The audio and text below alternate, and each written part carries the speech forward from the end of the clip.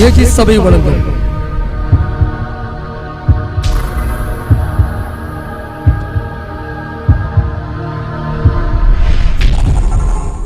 கிருபையும் சத்தியமும். ஒருவராய் சாவாமை உள்ளவரே, சேரக்கூடா ஒளியில் வாசம் செய்பவரே. ஒருவராய் சாவாமை உள்ளவரே, சேரக்கூடா ஒளியில் வாசம் செய்பவரே. மனிதரில் ஒருவரும் கண்டிராத தெய்வமே, மனிதரில் ஒருவரும் காணக்கூடா தெய்வமே. மனிதரில் ஒருவரும் கண்டிராத தெய்வமே, மனிதரில் ஒருவரும் காணக்கூடா தெய்வமே. துதியும் கனமும் நித்திய வல்லமையும் உமக்கே உண்டாவதாக. துதியும் கனமும் நித்திய வல்லமையும் உமக்கே உண்டாவதாக. நித்தியமும் அழிவில்லாமையும் உடையவரே, அதரிசனமுள்ள ராஜனாக இருப்பவரே. நித்தியமும் அழிவில்லாமை உடையவரே, அதரிசனமுள்ள ராஜனாக இருப்பவரே. ஒருவராய் ஞானமுள்ள தேவனாக இருப்பவரே. எல்லாவற்றையும் உயிரோடு இருக்க செய்பவரே. ஒருவராய் ஞானமுள்ள தேவனாக இருப்பவரே. எல்லாவற்றையும் உயிரோடு இருக்க செய்பவரே. துதியும் கனமும் நித்திய வல்லமையும் உமக்கே உண்டாவதாக. துதியும் கனமும் நித்திய வல்லமையும் உமக்கே உண்டாவதாக. துதியும் கனமும் நித்திய வல்லமையும் உமக்கே உண்டாவதாக. ஆதியும் அந்தமும் மாணவரே, நேற்றும் இன்றும் என்றும் மாறா தூயவரே. ஆதியும் அந்தமும் ஆனவரே, நேற்றும் இன்றும் என்றும் மாறா தூயவரே. ராஜாதி ராஜாவை கர்த்தாதி கர்த்தரே, அனுபவிக்க சகல வேத நன்மைகளை கொடுப்பவரே. ராஜாதி ராஜாவே கர்த்தாதி கர்த்தரே, அனுபவிக்க சகலவித நன்மைகளை கொடுப்பவரே. துதியும் கனமும் நித்திய வல்லமையும் உமக்கே உண்டாவதாக. துதியும் கனமும் நித்திய வல்லமையும் உமக்கே உண்டாவதாக. அளவிட முடியா அறிவை உடையவரே, மகாபலமுள்ள தேவனாக இருப்பவரே. அளவிட முடியாத அறிவை உடையவரே, மகாபலமுள்ள தேவனாக இருப்பவரே. ஆராய்ந்து முடியாத பெரிய காரியம் செய்பவரே, எண்ணி முடியாத அதிசயங்கள் செய்பவரே. ஆராய்ந்து முடியாத பெரிய காரியம் செய்பவரே, எண்ணி முடியாத அதிசயங்கள் செய்பவரே. துதியும் கனமும் நித்திய வல்லமையும் உமக்கே உண்டாவதாக. துதியும் கனமும் நித்திய வல்லமையும் உமக்கே உண்டாவதாக. ஒருவராய் சாவாமை உள்ளவரே, சேரக்கூடா ஒளியில் வாசம் செய்பவரே. சொல்லுவோம், அவருக்கே மகிமை. உள்ளவரே, சேரக்கூடா ஒளியில் வாசம் செய்பவரே.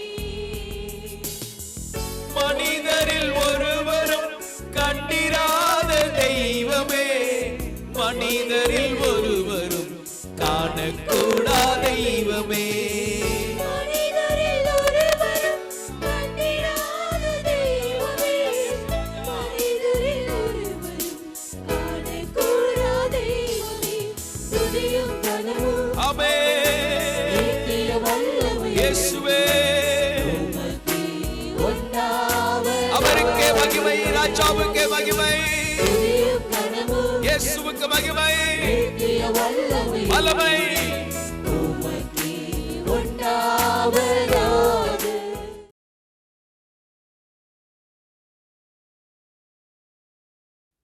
கலாத்தியர் 6:7. மோசம் போகாதிருங்கள், தேவன் தம்மை பரியாசம் பண்ண ஒட்டார். மனுஷன் எதை விதைக்கிறானோ அதையே அறுப்பான். நாம் எதை விதைக்கிறோமோ அதை அறுப்போம். இப்பொழுது எதையாவது அறுத்து கொண்டிருக்கிறோம் என்றால் என்றோ அது விதைக்கப்பட்டிருக்கிறது. எனவே எவைகளை விதைக்க வேண்டும் என்கிற ஒரு தெளிவை உண்டாக்குற அடிப்படையில் இந்த செய்தி இருக்கும். நாம் எதை விதைக்க வேண்டும், எதை விதைக்க கூடாது, இந்த ரெண்டிலும் நமக்கு தெளிவு தேவை. விதைக்க வேண்டியது என்ன என்பதிலும் ஒரு தெளிவு நமக்கு தேவை. விதைக்க கூடாதது என்ன, இந்த விதத்திலும் தெளிவு தேவை. ஸ்தோத்திரம். நாம் செய்யக்கூடாது என்ன என்று நாம் பார்க்கும்போது, உபாகமத்தின் புஸ்தகம் 22:9 உன் திராட்சை தோட்டத்திலே பற்பல விதமான விதையை விதைக்காயாக இப்படி செய்தால் நீ விதைத்தவைகளின் பயிரையும் திராட்சை தோட்டத்தின் பலனையும் தீட்டுப்படுத்துவாய். இங்கே சொல்லப்பட்டிருக்குது செய்யக்கூடாது. எப்படி விதைக்க கூடாது? திராட்சை தோட்டத்திலே பற்பல விதமான விதைகளை விதைக்க வேண்டாம் என்று வேதம் சொல்லுகிறது. விதைக்காயாக என்கிற வார்த்தை அங்கு வருகிறது. எனவே பற்பல விதமான ஒரு திராட்சை தோட்டம்னா அங்கே திராட்சை செடி தான் இருக்கணும். அதுக்குள்ள ஏகப்பட்ட விதமான பயிர்கள்லாம் போட்டால் திராட்சை செடி அது மங்கி போய் அதனுடைய பலன் பூரணமாக இருக்காது. ஒரு விசுவாசியாக இருக்கணும். உள்ளுக்குள்ளே கொஞ்சம் கொஞ்சம் தீமைகள் பாவங்கள்லாம் இருக்கக்கூடாது. நம்ம ஒப்பு கொடுத்துக்கிட்டே இருந்தால் ஆண்டவர் நம்மளை வளர வச்சு மேன்மைப்படுத்தி கொண்டே இருப்பார். ஆண்டவருடைய சமூகத்தை நித்தமும் சார்ந்து கொள்ளணும். நான் நிற்பேன் ஜெயிப்பேன்லாம் முடியாது. தேவ பலத்தை சார்ந்து அவருடைய உதவியை சார்ந்து ஜெயிப்பதற்கு நம்மை ஒப்பு கொடுக்க வேண்டும். பற்பல விதமான இதை புரிந்து கொள்வதற்கு வேதத்திலே அங்கே மார்த்தாள் பற்பல வேளைகளிலே கவனம் செலுத்தினார். தேவையானது ஒன்று. தேவையானதில் கவனம் செலுத்தாமல் பற்பல விதங்களிலே பற்பல வழிகளிலே கவனம் செலுத்தினால் அது தீட்டுப்படுத்தும் வாழ்க்கை. தேவனுடைய பிள்ளைகளாகி நாம் கவனமாக இருக்க வேண்டும். பற்பல காரியங்களில் கவனம் செலுத்தக்கூடாது. தேவையானதில் கவனம் செலுத்த ஆண்டவர் கிருபை தருவாராக. பிரசங்கி 11:4 காற்றை கவனிக்கிறவன் விதைக்க மாட்டான், மேகங்களை நோக்குகிறவன் அறுக்க மாட்டான். காற்றை கவனிக்கிறவன் விதைக்க மாட்டான். காற்று சூழ்நிலைமையை குறிக்கிறது. சூழ்நிலைமையை பார்த்து கொண்டிருக்கிறவன் விதைக்க மாட்டான், எதையும் செய்ய மாட்டான்.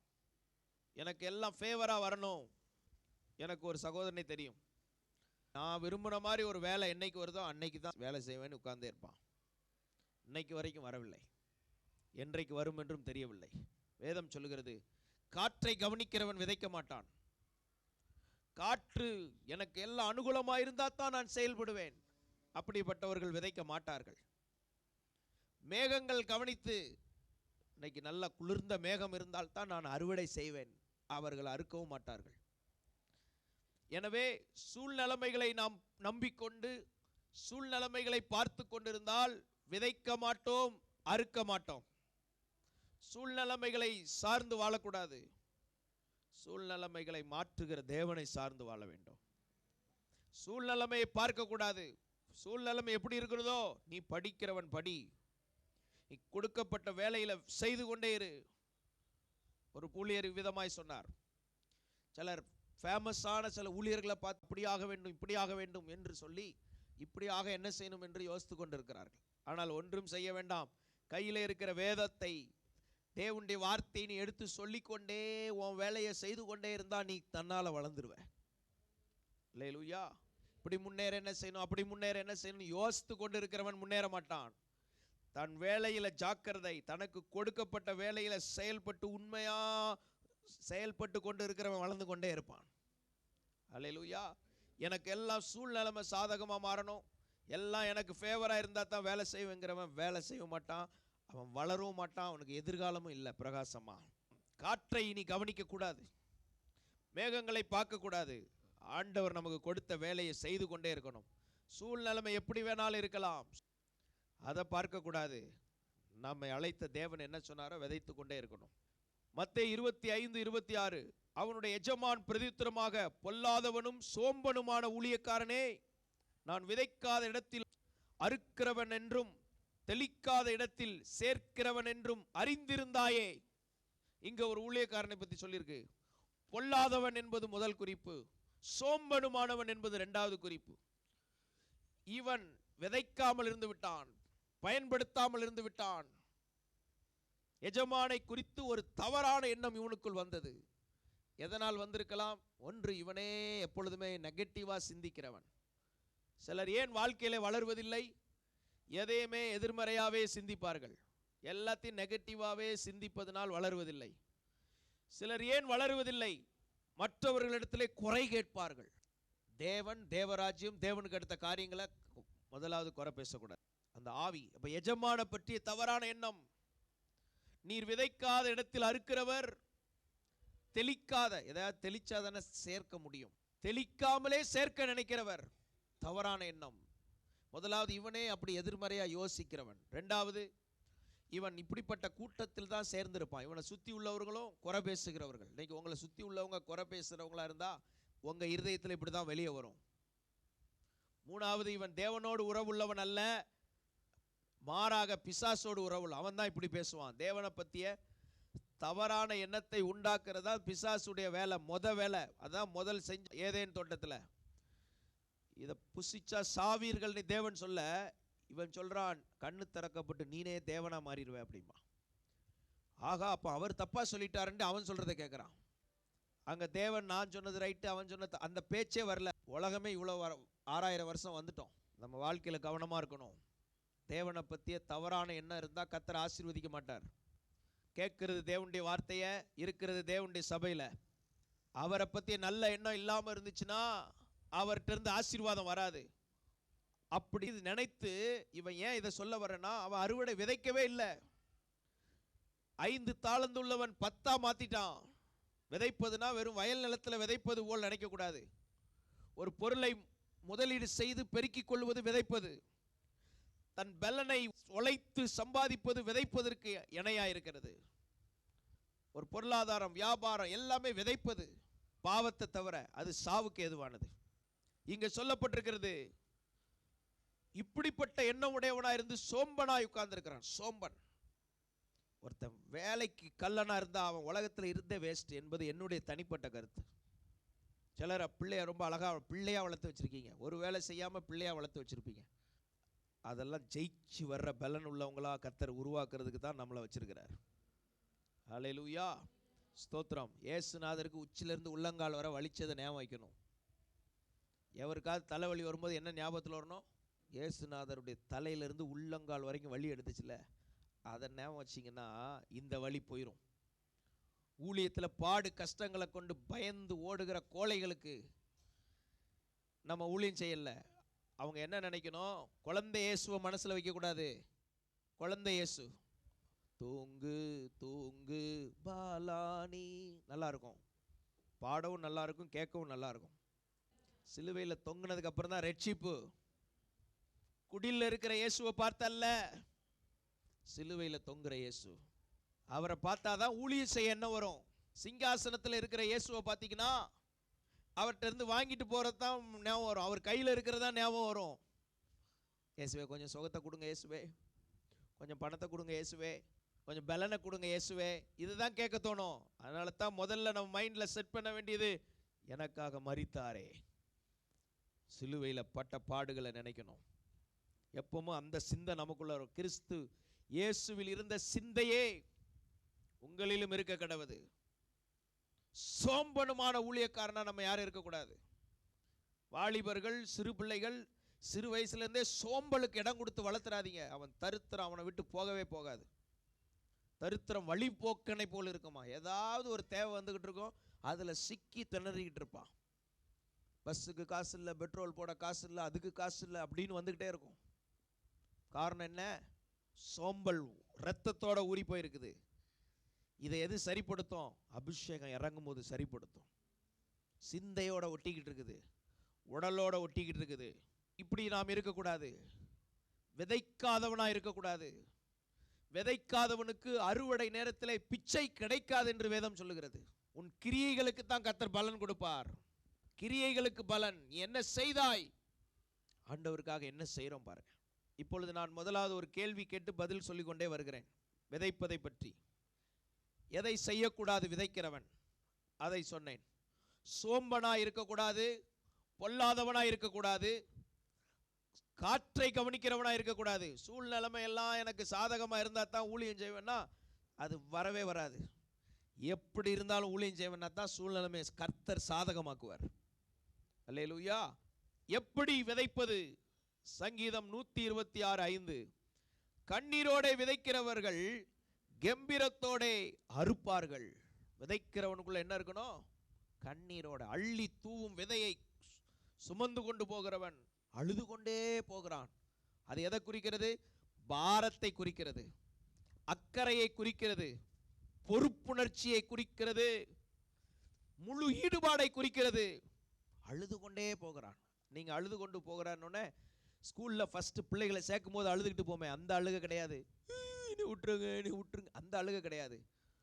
இவ்வளோ பொறுப்பு இருக்கு. எப்படி எவ்வளோ பணத்தை சேகரித்து அந்த நிலத்தை பண்படுத்தி நல்ல அறுவடை வரணுமே நீ ஒரு பாரத்தோட போறான் பார்த்தீங்களா, அந்த அழுகை. ஊழியத்துக்கு போறேன், ஆத்துமா வேணுமே, 4 பேர் சுகமாக்கப்படணுமே, அவங்களுடைய கஷ்டங்கள் நீங்கணுமே, வியாதி சுகமாகணுமே, வறுமை நீங்கணுமே, அந்த அழுகை. ஜனங்களுக்குள் இருக்கிற மதீனங்கள் மாறணுமே, மேன்மை வரணுமே, உயர்வு வரணுமே, ஆசீர்வாதம் வரணுமே. இந்த மேன்மை 10 குடும்பங்களை கூட்டி சேர்த்து அவங்களுக்காக பொறுப்புள்ளவனாய் நிற்பான். அவன் தான் கண்ணீரோட விதைக்கிறவன். கண்ணீரோட விதைக்கிறவனுக்கு தான் கம்பீரமான அறுவடை. விதைக்கும் போது கண்ணீரோட விதைக்கிறவனை கம்பீரமா கர்த்தர் நிறுத்துவார். ஆண்டவருக்கு மகிமை உண்டாவதாக. 2 கொரிந்தியர் 9:6. பின்னும் நான் சொல்லுகிறது என்னவெனில், சிறுக விதைக்கிறவன் சிறுக அறுப்பான், பெருக விதைக்கிறவன் பெருக அறுப்பான். இப்ப விதைக்கிறவன் என்ன கவனிக்கணும்? சிறுக விதைக்கிறவன். சிலர் புத்தியில் அந்தகாரப்பட்டு என்று வேதம் சொல்லுகிறது. கொஞ்சம் தான் விதைப்பாங்க, ஒரு சின்ன வேலை செஞ்சுட்டு ரெஸ்ட் எடுத்துக்கிடுவாங்க, சின்ன குறையை கண்டவன் நின்றுவாங்க. சிறுக விதைக்கிறவனுக்கு கொஞ்சம் தான் அறுவடை கிடைக்கும். கொஞ்சம் போதாது. இந்த காலத்துக்கு நிறைய தேவை. பெட்ரோல் போடணும்னா நிறைய பணம் கேட்குறாங்க. ஒரு வீட்டில் குடியிருக்கணும்னா நிறைய வாடகை கொடுக்கணும். ஒரு இடம் வாங்கணும்னா நிறைய பணம் கொடுக்கணும். ஸ்கூலில் படிக்க ஃபீஸ் கட்டணும்னா நிறைய பணம் கொடுக்கணும். சிறுக விதைச்சா போதுமா? சிறுக விதைக்கிறவனுக்கு கொஞ்சம் தான் அறுவடை கிடைக்கும். பெருக விதைக்கிறவர்களாய் கர்த்தர் நம்மை மாற்றுவாராக. விசுவாசிக்கிறீங்களா? பெருக விதைக்கிற சிந்தை. ஆண்டவரே, இந்த குறுகின புத்தி, குறுகின எண்ணம், சிறுக விதைக்கிற அந்த கொஞ்சம் எண்ணத்தை எடுத்து பெருக விதைக்கிற சிந்தை எனக்கு தாங்க ஆண்டவரே. எத்தனை பேர் பெருக விதைக்க விரும்புகிறீங்க? கொஞ்சம் சாப்பிட்டுட்டு நிறைய உழைக்கணும். சில நேரம் நிறைய சாப்பிட்டா வேலை செய்யக்கூடாது. அந்த பலனை கர்த்தர் தருவார். பலன் கொள்ள உண்ணுகிறவர்களாக இருக்கணும். பெருந்தின்றிங்கிறது ஒரு பிசாசு. ஏசு 5 அப்பத்தை எடுத்தே 5000 பேருக்கு பிட்டு கொடுத்தாருன்னா எவ்வளோ வந்திருக்கும் பாருங்க. இப்படி யோசிங்க. சிறுக விதைத்து கொண்டு இவ்வளோ நாளும் கொஞ்சம் அறுவடை செஞ்சதெல்லாம் போதாது, இனிமெல்லாம் பெருக விதைக்கணும். தூண்டியல் வச்சு மீன் பிடிச்ச காலம் போதும். பெருக விதைக்க எனக்கு உதவி செய்யணும், ஜெபம் பண்ணணும். ஆண்டவரே, எனக்குள்ள இந்த சிறுக சிந்திக்கிற புத்தி, சிறுக விதைக்கிறது வேண்டாம், பெருக விதைக்க உதவி செய்யும். 8ஆம் கிளாஸ் பாஸ் பண்ணால் போதும், சிறுக விதைக்கக்கூடாது. MBBS பாஸ் பண்ண வைப்பார். IAS பாஸ் பண்ண வைப்பார் ஆண்டவர். ஹல்லேலூயா. யுனிவர்சிட்டிக்கு வேந்தரா கர்த்தர் மாற்றுவார். கர்த்தர் உன்னை அப்படி சிந்திக்க வைக்கிறார். இன்னைக்கு பேபி கிளாஸுக்கு டியூஷன் எடுக்க போகிறேன் இல்லை, நீ ப்ரொஃபஸருக்கு கவுன்சிலிங் கொடுக்குற ஆளை உன்னை உருவாக்க போகிறார். முயற்சித்தா கர்த்தர் மாற்ற வல்லவராக இருக்கிறார். பெருக விதைக்கிற கிருபையை கர்த்தர்ட்ட கேளுங்க. பெருக விதைக்கிற சிந்தை வரணும். எங்கே வேலை கிடைக்கும் சம்பளத்துக்கு இல்லை, நீ 100 பேருக்கு வேலை கொடுக்குற ஆளாக உன்னை உருவாக்க இயேசு போதுமானவராக இருக்கிறார். அப்போ என்ன செய்யணும்? அதுக்கு ஃபார்முலா இருக்குது. கொஞ்சத்தில் உண்மையாக இருந்து பாஸ் பண்ணி அநேகத்தில் அதிகாரி வாய்ப்பார். கொஞ்சத்தில் உண்மை இல்லைன்னு வைங்க, நிறையா வரும்போதும் மொத்தத்தில் உண்மை இல்லாமல் போயிடும். அதனால தான் கொஞ்சம் கொடுத்து செக் பண்ணுவார். எங்கே உண்மை இல்லையோ அங்கே சொல்லி பார்ப்பார். மகனே, இந்த இடத்துல ஃபியூஸ் போயிருக்குப்பா, ஏன் ஃபியூஸ் போச்சு அதை கண்டுபிடி. அப்போ சரி பண்ணவொடனே திரும்ப சரிப்படுத்துவார். ஆனால் தூக்கி வீச மாட்டார். நெறிந்த நாணலை முறியாதவர், மங்கி எரிகிற திரிய அணையாதவர். எனவே பெருக விதைக்கிறவர்களாய் நாம் இருக்கணும். ஏன் இதை விதைக்க வேண்டும்? 2 கொரிந்தியர் 9:10 விதைக்கிறவனுக்கு விதையையும் புசிக்கிறதற்கு ஆகாரத்தையும் அளிக்கிறவர். விதைக்கிறவனுக்கு என்ன கொடுப்பாராம்? விதைச்சாதான் விதையை தருவாராம். ஆகாரம் என்பது 2-3 இட்லி, மத்தியானம் கொஞ்சம் சாப்பாடு, இரவு 2 சப்பாத்தி, இதுதான் ஆகாரம். ஆனால் விதை தானியம் என்பது விதைக்கிறதுக்கு ஏதுவாக தருவார். நீங்கள் இன்னும் நிறைய விதைக்கிற அளவுக்கு, இன்னும் அநேகருக்கு ஆசீர்வாதமாக இருக்கிற அளவுக்கு விதையை தந்துக்கிட்டே இருப்பார். அநேகருக்கு கொடுக்குற அளவுக்கு இன்னும் ஆசீர்வதிப்பார். கொடுத்து தான் கெட்டு போனேன்னு நினைக்காதீங்க. கொடுத்து கொடுத்து செவந்த கரங்கள். இயேசு தன் ஜீவனையே கொடுத்தார், தன் இரத்தத்தையே கொடுத்தார். இன்னமும் யெகோவா ஈரே கொடுத்து கொண்டே இருப்பார். உங்களையும் கர்த்தர் கிவ்வராக வைப்பார். எங்கே கிடைக்கும், எப்போ கிடைக்கும், எவ்வளவு அப்படின்னு கிடையாது. கொடுக்கிற அளவுக்கு ஆசீர்வதிப்பார். அப்படி ஆசீர்வதிப்பார். வாங்கிறதை பார்க்கிலும் கொடுக்குற அளவுக்கு. இதெல்லாம் கேட்டு வாஞ்சித்தீங்கன்னா அது செயல்பட்டுரும். செல்ஃபோனில் அந்த ஆக்டிவேட் பண்ண உடனே செயல்படுது பார்த்தீங்களா? இதே போல் தான் இந்த வசனத்தை விசுவாசித்தீங்கன்னா இன்னையிலேருந்து அது செயல்பட ஆரம்பிச்சிடும். சும்மா காதில் கேட்டு போகக்கூடாது. வசனத்தை விதைக்கிறோம், இது 100 பலனை கொடுக்கும். இருதயம் நிலம். இங்கே விதைக்கப்படுறது தேவனுடைய வார்த்தை. இந்த வசனம் உங்களுக்குள்ள 100 பலன். 30, 60, 100. ஒரு மாதிரி கேட்டிங்கன்னா, அவ்வப்போது தூங்கி தூங்கி கேட்டிங்கன்னா 30 அளவு. நல்லா இருக்குன்னு கேட்டுட்டு வீட்டுக்கு போய் மறந்துட்டு அப்படி இப்படி இருந்தீங்கன்னா 60 அளவு. இப்பவும் ஜாக்கிரதையாக கேட்டு உடனே பைபிளில் திருப்பி உடனே குறிப்பெடுத்து அதை திரும்ப திரும்ப பார்த்து வாகனத்தில் போகும்போது, நடந்து போகும்போது, பஸ்ஸு போகும்போது யோசித்து ஒவ்வொரு காரியத்தையும் கை கொண்டு வீட்டில் பிள்ளைகளுக்கு சொல்லி, எம்மா வசனம் இது, எப்பா இதில் இருக்குப்பா, இப்படி நடப்பா அப்படி நடப்பான்னு சொல்லி தன்னை காத்து கொண்டா 100 பலன். எது வேணும்? அல்லேலூயா. வசனம் விதைக்கப்படுது. ஒரு செடி உயரமாக வளருது, ஒன்று இப்படி போகுதுன்னா வசனத்தில் பிரச்சனை கிடையாது, கேட்கிறவர்களை பொறுத்தது. அதான் இயேசு சொல்ல, நீ கேட்பதை கவனி. நீ என்ன கேட்கிறங்கிறத கவனிங்கிறாரு. கேட்கிறதே பெரிய பாடம், அதுக்குள்ள ஒன்று கவனிக்கணுமா? ஆமாம். ஆண்டவருக்கு எல்லா இடத்துலையும் ஒரு கிரியேட்டிவ்னஸ் கிரியேட் செய்யும். வானத்தை பார்த்து அங்கே நட்சத்திரத்தை வைப்பார். கேட்கிறத கவனி, அடுத்து கவனிக்கிறதுக்குள்ள அதை கைக்கொள். அப்படி ஆண்டவர் போய்கிட்டே இருப்பார். இதுதான் பரலோக சிந்தை. எனவே ஏன் விதைக்கணும்? விதைக்கிறவனுக்கு விதையை தருவார், ஆகாரத்தையும் தருவார். விதைக்கிறவன், செயல்படுகிறவனுக்கு ஆகாரத்துக்கு பஞ்சம் வராது.